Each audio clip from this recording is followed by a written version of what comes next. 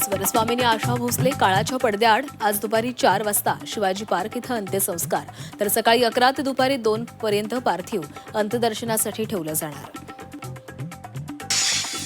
युद्ध भडकण्याच्या भीतीनं भारतीय शेअर बाजार गडगडला. सेन्सेक्स 1500 तर निफ्टी 450 अंकांनी कोसळला.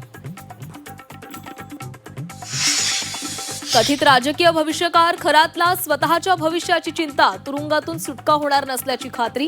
खरातनं कोठडीत बोलणं, जेवण कमी केल्याची सूत्रांची माहिती. बंधू अशोक खरातची तिसऱ्या गुन्ह्यातील पोलीस कोठडी आज संपणार. दुपारी 12 वाजता खरातला नाशिकच्या कोर्टात हजर करणार. नाशिकच्या बहुराष्ट्रीय आयटी कंपनीतील 8 कर्मचारी निलंबित.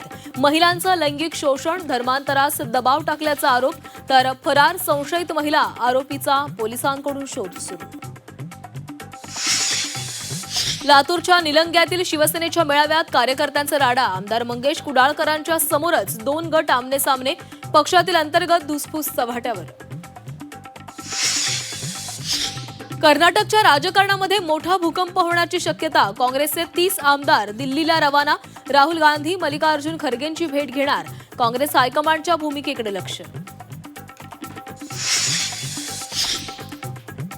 तामिळनाडू विधानसभा निवडणुकीमध्ये लेडी वीरप्पनची एंट्री. चंदन तस्कराची पत्नी मुथुलक्ष्मी आणि मुलगी विद्याराणी निवडणुकीच्या रिंगणात.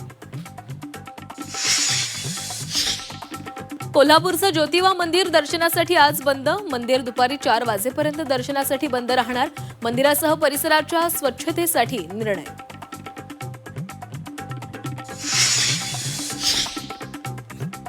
अमरनाथ यात्रा 3 जुलैपासून सुरू होणार, तर 28 ऑगस्टला यात्रेचा समारोप होणार. 15 एप्रिलपासून करता येणार यात्रेसाठी नोंदणी.